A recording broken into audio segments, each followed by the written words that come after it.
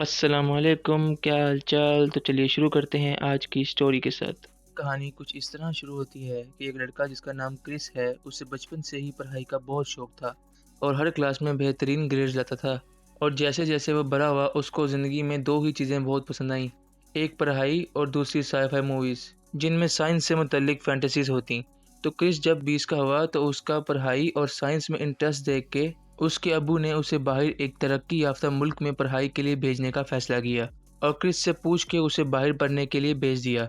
अब क्योंकि क्रिस एक नए मुल्क में गया था और वहाँ आहिस्ता-आहिस्ता एडजस्ट कर रहा था, मगर उसके कुछ खास दोस्त नहीं बन रहे थे। तो वो जैसे ही पढ़ के वापस होटल आता, खाली बैठा रहता और ओवरथिंकिंग करता रहता। अब क्योंकि क्रिस की फैमिली काफ़ी अमीर फैमिली थी अपने मुल्क की, तो इसलिए उन्होंने उसे किसी हॉस्टल में रहने नहीं दिया, बल्कि उसे अपने फ्रेंड के होटल में रहने के लिए भेजा और इसलिए वो अकेला रह रहा था और अकेले रहते-रहते वो बहुत डिप्रेस भी रहने लग गया था। मगर एक दिन जब वो पढ़ के वापस आ रहा था, तो उसे एक दुकान में लैपटॉप दिखा। उसने अपने अब्बू को फ़ोन करके कहा, मैंने वो लैपटॉप लेना है, मुझे पढ़ाई के लिए चाहिए। तो उसके अब्बू ने पैसे भेजे और उसने वो लैपटॉप ले लिया। उसने रोज़ाना पढ़ाई से फ़ारग होके उस लैपटॉप पे मूवीज़ देखनी और उसे आहिस्ता-आहिस्ता मूवीज़ की लत लग गई। वो अपने ही ख़्यालों में रहने लग गया और अपने अंदर ही फ़ैंटेसीज़ बनाता रहता। इस वजह से उसकी पढ़ाई भी इफ़ेक्ट हो रही थी।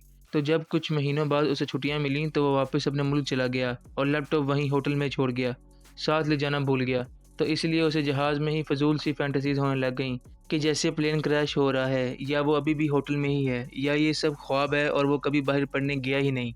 तो इस वजह से उसको बुखार भी हो गया। तो जैसे ही जहाज़ लैंड हुआ, वो सीधा घर गया, तो देखता है कि घर में कोई नहीं है। सामने से मेड आई और कहा कि खुश-आमदीद साहब, बड़े साहब और साहिबा बाहर गए हैं किसी ज़रूरी काम से। उन्होंने कहा था कि जब आप आएँ तो मैं आपको आपके रूम में भेज दूँ, ताकि आप सो जाएँ, सफ़र की थकान उतार लें। और क्रिस वाक़ई में उस वक़्त काफ़ी थका हुआ था, तो वो सीधा कमरे में चला गया और सो गया। सुबह जब वो उठा, तो उसने देखा कि वो अपने घर में है। वो बिल्कुल भूल चुका था कि वो कल आया है। वो बेफ़िज़ूल की ओवरथिंकिंग करने लग गया। उसे लगा कि वो अभी भी ख्वाब में ही है। उसे इस ख्वाब से उठना होगा, नहीं तो वो यहीं फँस जाएगा। तो वो घर में नीचे गया और अपने वालिदैन से मिला, मगर उन्हें बहुत गौर से देखने लग गया। वो भी परेशान हो गए और पूछने लगे, बेटा ठीक हो? तुम क्या कर रहे हो? रात को सोए थे कि नहीं? क्रिस बहुत डर गया और पागल हो गया और उन सब पे हमला कर दिया। उसे लगा कि इस तरह से वो शायद ख्वाब से उठ जाए। क्रिस बिल्कुल पागल हो गया था, किसी के भी काबू में नहीं आ रहा था। उसने सोचा कि मेरा ख्वाब ख़त्म ही नहीं हो रहा, मुझे अपने आप को ही मारना पड़ेगा ताकि ये ख्वाब ख़त्म हो जाए। तो वो किचन में गया और जाके छुरी पकड़ ली। तो तभी उसके अब्बू ने उससे छुरी छीन ली और कहा, बेटा क्या हो गया है तुम्हें? तुम अभी कल ही तो आए हो। वहाँ ऐसा क्या हुआ है जो तुम ऐसे हो गए हो?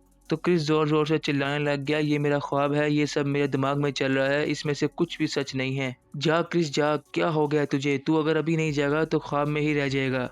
तो क्रिस की अम्मी रोते हुए बोली, नहीं बेटा नहीं, ये ख्वाब नहीं है, तुम्हें क्या हो गया है? खुद को सँभालो बेटा, अपनी माँ के पास आओ, इधर आओ। तो क्रिस अपनी माँ के पास आने लग गया। तो जैसे ही अपनी अम्मी के पास पहुँचा, तो साथ खड़े अपने अब्बू से छुरी छीनी और अपने पेट में घुसा दी और वहीं गिर गया। तो जल्दी से उसके वालिदैन उसको हॉस्पिटल लेके भागे। वो जब हॉस्पिटल में जागा, तो उसे लगा कि शायद अब वो जाग गया है, मगर उसने देखा कि वो एक हॉस्पिटल में है और उसे पट्टियाँ हुई हुई हैं। वो बहुत परेशान हो गया और वहाँ खड़े डॉक्टर से पूछा, मैं यहाँ क्या कर रहा हूँ? तो डॉक्टर बोले, तुमने अपने आप को चाकू मार दिया था अपने ही वालिदैन के सामने, जब तुम सोच रहे थे कि तुम ख्वाब देख रहे हो। मुझे क्या तुम बता सकते हो कि तुम्हें ऐसा क्यों लगा कि तुम ख्वाब में थे? क्या कुछ ऐसा पढ़ रहे हो ख्वाबों के बारे में? तो क्रिस बोला, नहीं, मैं सिर्फ पढ़ता हूँ और मूवीज़ देखता हूँ और कुछ नहीं करता। डॉक्टर बोला, तुम्हें वो छोड़नी होंगी, वो तुम्हारे दिमाग पे बुरा असर कर रही हैं।